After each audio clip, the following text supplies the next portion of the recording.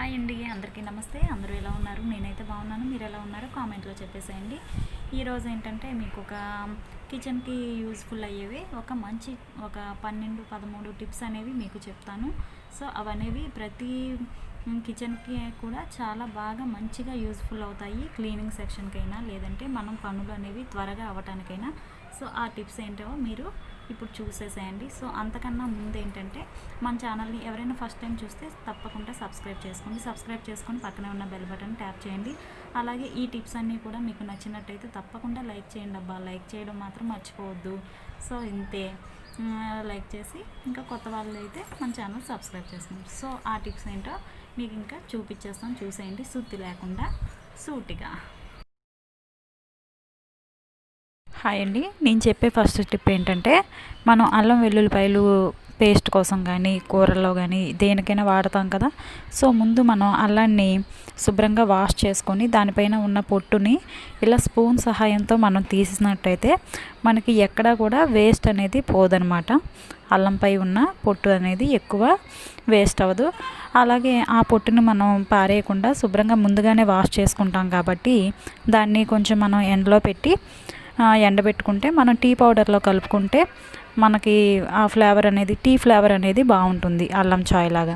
So విడిగా ఇంకా అల్లం అనేది వేయవసరం లేదు. ఈ పొట్టునే మనం ఎండలో పెట్టుకొని టీ పౌడర్లో కలిపేసుకుంటే చాయ్ టేస్ట్ అనేది సూపర్గా ఉంటుంది. సో ఈ టిప్ అనేది మీరు ఫాలో అవ్వండి. నెక్స్ట్ సెకండ్ టిప్ వచ్చేసరికి ఇప్పుడు ఈ పొట్టు తీసిన దాన్ని శుభ్రంగా మనం ముక్కలుగా కట్ చేసి అల్లం వెల్లుల్లి పేస్ట్ వాడతాం కదా. సో కాబట్టి అందుకోసం ముందుగా మనం చిన్న ముక్కలుగా కట్ చేసుకొని మిక్సీ జార్లో వేసుకుంటున్నాం. అలాగే దీనికి కావాల్సిన వెల్లుల్లిపాయలు కూడా వేస్తాం కదా. ఇదేంటంటే వాటర్లో ముందుగా నానబెట్టుకోవాలి. పేస్ట్ కోసం అయితే వాటర్లో నానబెట్టినవి మనకేమీ పాడవదు. సో కాబట్టి అలాగే పొట్టు కూడా ఈజీగా వచ్చేస్తుంది ముందుగా వాటర్లో నానబెట్టడం వల్ల. సో ఇది కూడా మీకు యూజ్ అవుతుందని నేను అనుకుంటున్నాను. సో ఇది సెకండ్ టిప్.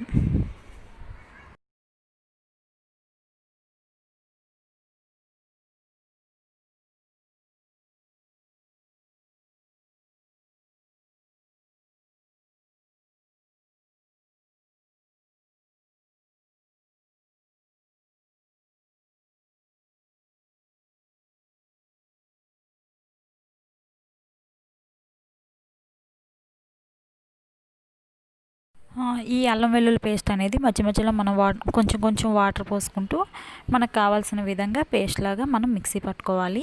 ఈ పట్టుకున్న దాన్ని మనం ఫ్రీజర్లో స్టోర్ చేసుకుంటాం కాబట్టి గాజు దానిలో అయితే బెటర్గా ఉంటుందన్నమాట. సో ఈ విధంగా ట్యాప్ చేసుకుంటూ మనం గాజు దానిలో స్టోర్ చేసుకోవాలి. లేదంటే ప్లాస్టిక్ కంటైనర్లోనైనా సరే స్టోర్ చేసుకోవచ్చు. ఓకే, సో ఇది.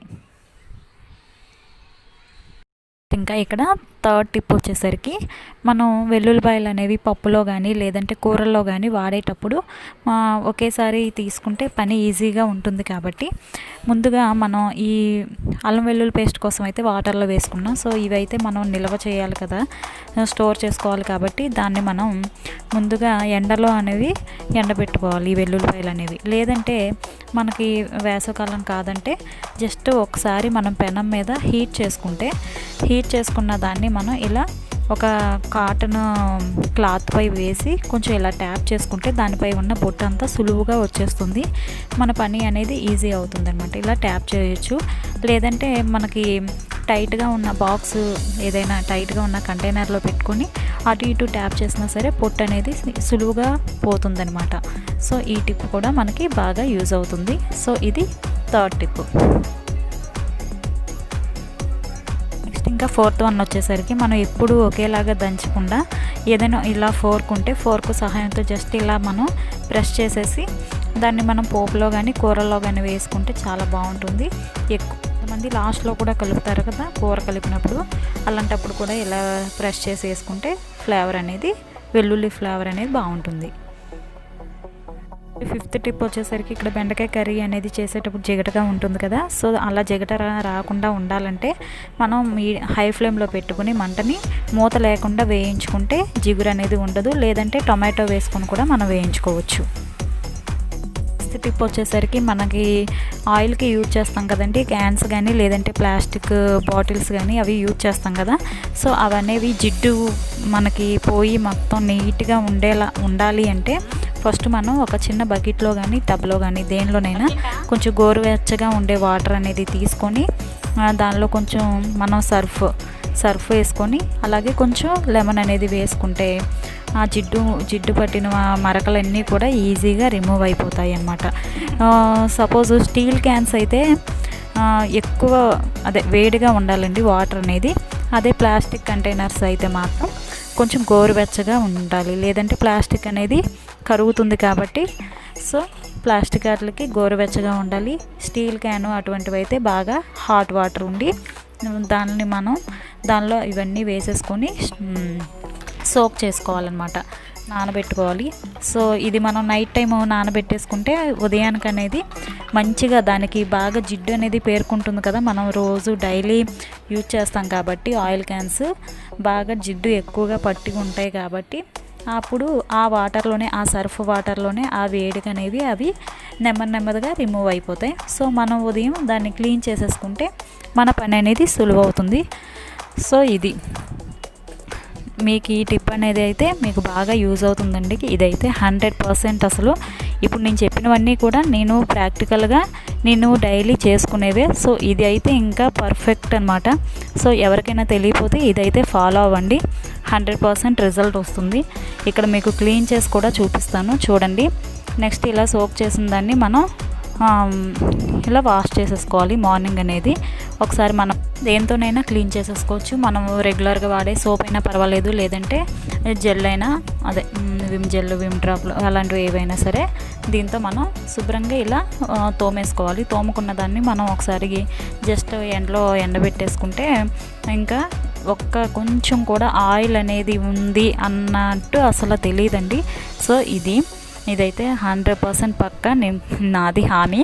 సో ఇదైతే ట్రై చేయండి, అందరికీ నచ్చుతుంది. సో అది మొత్తం ఆరిపోయినాక మీకు ఒకసారి చూపిస్తాను చూడండి ఎలా ఉందో అన్నది కూడా. ఇది చూసారా. ఇంకా నెక్స్ట్ ఏంటంటే ఇంకా మనకి కార్నర్స్లో ఏమైనా పోకపోతే మనం యూజ్ చేయని టూత్ బ్రష్ ఉంటుంది కదా, దాంతో కూడా మనం శుభ్రంగా నీట్గా క్లీన్ చేసేసుకోవచ్చు. నెక్స్ట్ ఇంకా ఇది కంటైనర్స్కి ఏంటంటే ఇలా మనకి గొట్టం లాంటిది ఇస్తారు కదా మనకి వేయటానికి ఈజీగా ఆయిల్ అనేది. సో దాన్ని ఏంటంటే మనకి లోపల కూడా కొంచెం జిడ్డు పట్టినట్టు అనిపిస్తుంది కాబట్టి దాన్ని మనం చిన్న చీపురు పుల్లతోనైనా మనం అలా శుభ్రంగా నీట్గా క్లీన్ చేసేసుకోవచ్చు.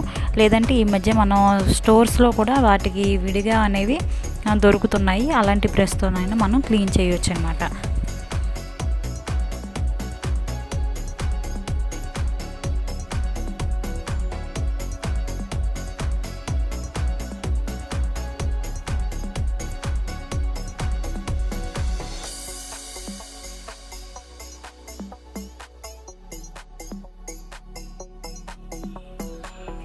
నెక్స్ట్ చూడండి ఇక్కడ అంతా మొత్తం ఆరిపోయింది కదా. సో ఇలా ఆరిపోయింది మొత్తం.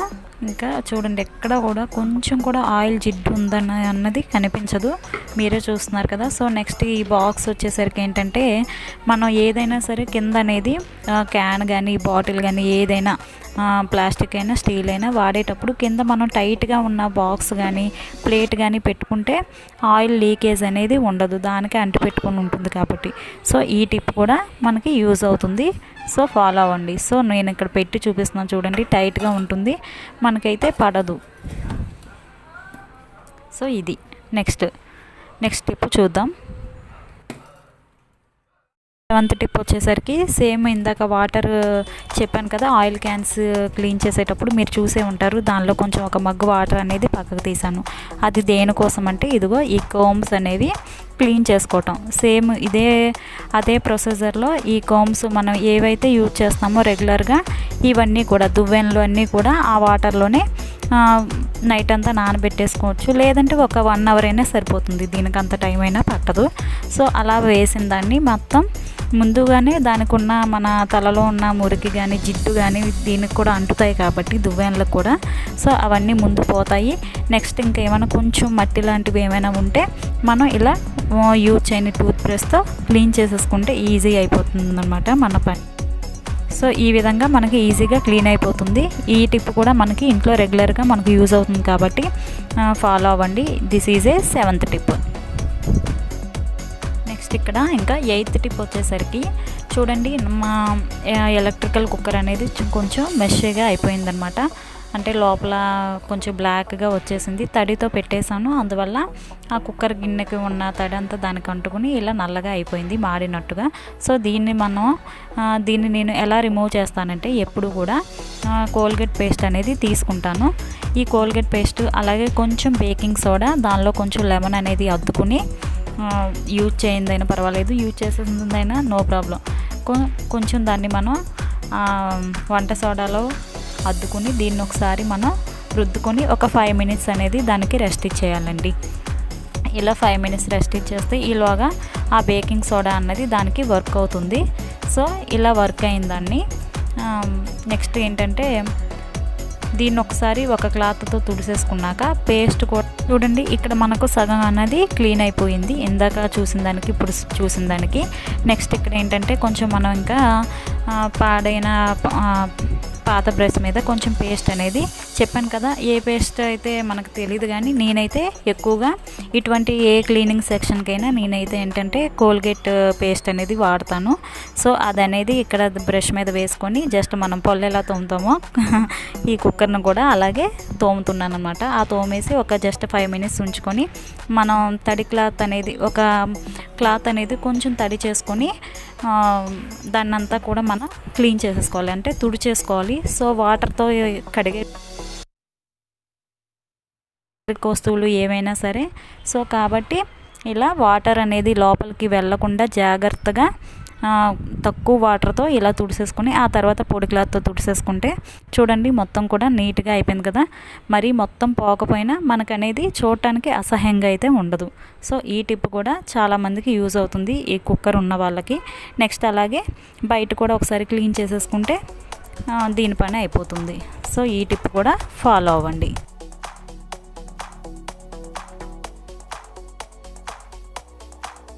ఇక్కడ 9th టిప్ వచ్చేసరికి మనం డస్ట్బిన్ అనేది రెగ్యులర్గా ఉంటుంది కదా మన ప్రతి ఇళ్ళల్లో. సో ఈ డస్ట్బిన్కి స్మెల్ ఎక్కువగా రాకుండా ఉండాలంటే కింద మనం గల్లుప్పైన వేసుకోవచ్చు, లేదంటే బేకింగ్ సోడా మన ఇంట్లో అవైలబుల్ ఉంటుంది కదా, అది వేసుకొని దానిపై ఈ కవర్స్ అనేవి, దానికి విడిగా కవర్ అనేది మనం పర్చేస్ చేయవసరం లేదు. మన ఇంట్లో రెగ్యులర్గా ఏవో ఒక సామాన్లు తెచ్చుకున్న కవర్లు ఉంటాయి కదా, దానికి పెట్టుకుంటే మనకు మన ఖర్చు అనేది తగ్గుతుంది. సో ఇది ఫాలో అవ్వండి. నెక్స్ట్ ఇక్కడ 10th టిప్ వచ్చేసరికి ఈ బాక్స్ అంటే చూపిస్తున్నాను కదా, హోల్స్ పెట్టేసి ఉంది ఆల్రెడీ. ఇదేంటంటే నాకు ఇక్కడ పీచు మేట్ అయితే వచ్చిందండి ఈ కంటైనర్ అనేది. ఈ ప్లాస్టిక్స్ అనేవి కూడా మనకి కొంచెం మెత్తగానే ఉంటాయి, ఎక్కువ గట్టిగా ఉండవు ప్లాస్టిక్ అనేది. అలాగే దీన్ని నేను దేనికి యూజ్ చేస్తానంటే సింక్ దగ్గర మన మెతుకులు అవి అడ్డం పడుతూ ఉంటాయి కదా, సో దాన్ని మనం ఒకేసారి సింక్లో పడేయకుండా మనం ప్లేట్లో ఏవి తీసినా సరే దీనిలో వేసుకుంటే ఈ వాటర్ అనేది కిందకు వచ్చేస్తుంది, ఈ అన్నం మెతుకులు దీనిలో ఉంటాయి. అప్పుడు మనం డస్ట్బిన్లో వేసుకున్నా సరే వాటర్ దిగిపోతుంది కాబట్టి మనకి స్మెల్ అనేది ఎక్కువగా ఉండదు, అలాగే డస్ట్బిన్ కూడా ఎక్కువ తడి అవ్వదనమాట. సో ఈ టిప్ అయితే బాగా యూజ్ అవుతుంది లేడీస్కి, మన కిచెన్లోకి అనేది బాగా యూజ్ అవుతుంది. సారీ లేడీస్ అన్నానని, మన కిచెన్లోకి సూపర్గా పనిచేస్తుంది అనమాట. ఇదే కాదండి, లేదంటే బిర్యానీ మనం బయట నుంచి తెచ్చుకుంటాం కదా బిర్యానీ బాక్సెస్, అవి కూడా మెత్తగానే ఉంటాయి. సో దీన్ని ఏంటంటే ఒక దబ్బలం సహాయం కానీ లేదంటే పెద్ద సూది సహాయంతో ఒకసారి దాన్ని హీట్ చేసుకొని బాగా ఇలా హోల్స్ పెట్టుకుంటే ఈజీగానే దిగిపోతాయి, ఈజీగానే హోల్స్ అవుతాయి. సో ఇలా పెట్టుకొని మనం దీన్ని యూజ్ చేసుకోవచ్చు. సో ఈ టిప్ కూడా మనకి బాగా పనికొస్తుంది కిచెన్ దగ్గర, సింక్ దగ్గర. సో ఇది కూడా ఫాలో అవ్వచ్చు.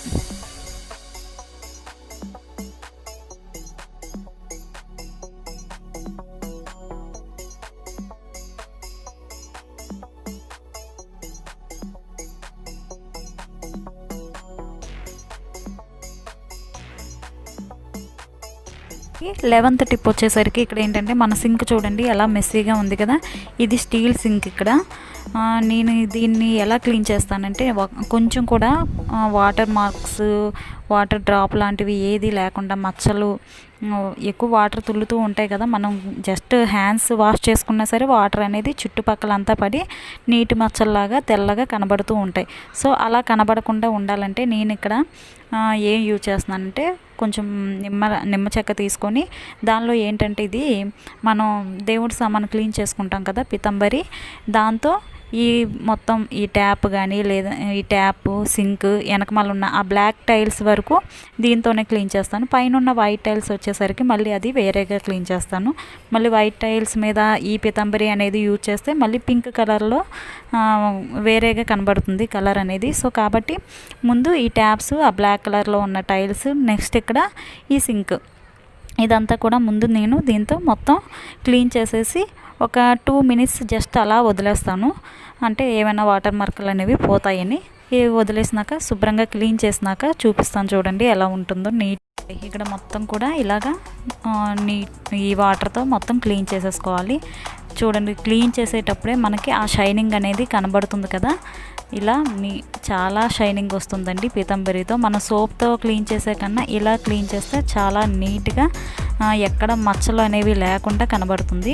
ఒకసారి ట్రై చేయండి మీకు ఎవరికైనా ఇలాంటి స్టీల్ సింక్స్ ఉంటే. లేదు మామూలు అదే గచ్చు లాంటివి అలాంటివి ఉంటాయి కదా, అలాంటివి అయితే మనం జనరల్గా సోప్తోనైనా క్లీన్ చేసేసుకోవచ్చు అనమాట. దానికి విడిగా ఉంటాయి కదా యూజ్ చేసేవి, సింక్ క్లీన్ చేయడానికి బ్రష్లు అలాంటివి, దాంతోనైనా క్లీన్ చేసేయచ్చు.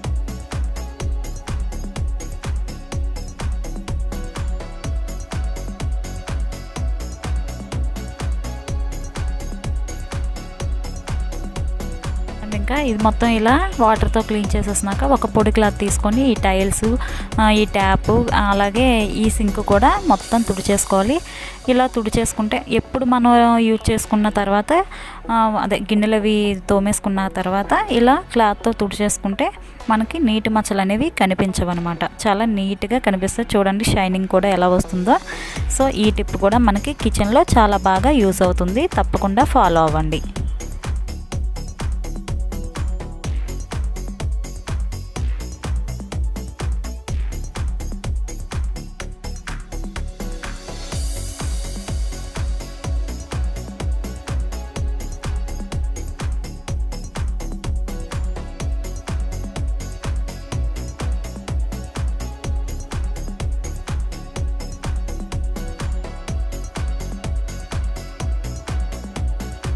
నెక్స్ట్ ఇంక ఇక్కడ 12th టిప్ వచ్చేసరికి ఏంటంటే మనం గ్యాస్ లైటర్స్ అనేవి వాడుతూ ఉంటాం కదా రెగ్యులర్గా.